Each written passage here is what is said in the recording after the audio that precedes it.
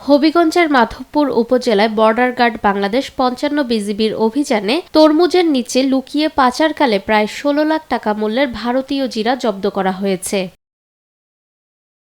৫ই ফেব্রুয়ারি বৃহস্পতিবার ভোরে গোপন সংবাদের ভিত্তিতে ৫৫ বিজিবি ব্যাটালিয়নের একটি আভিযানিক দল মাধবপুর উপজেলার সাতছড়ি তেলিয়াপাড়া সড়কে সীমান্ত থেকে প্রায় ৫ কিলোমিটার অভ্যন্তরে অভিযান পরিচালনা করেন। ভোর ৪টার দিকে একটি সন্দেহভাজন ট্রাক থামিয়ে তল্লাশি চালানো হলে ট্রাক ভর্তি তরমুজের নিচে কৌশলে লুকানো ভারতীয় জিরার বস্তা উদ্ধার করা হয়।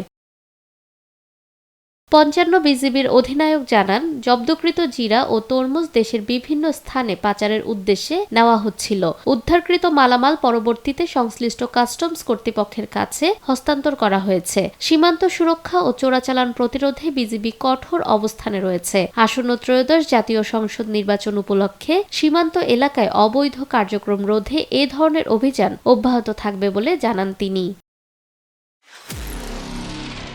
নিরপেক্ষ, সত্য প্রকাশে আপোষহীন।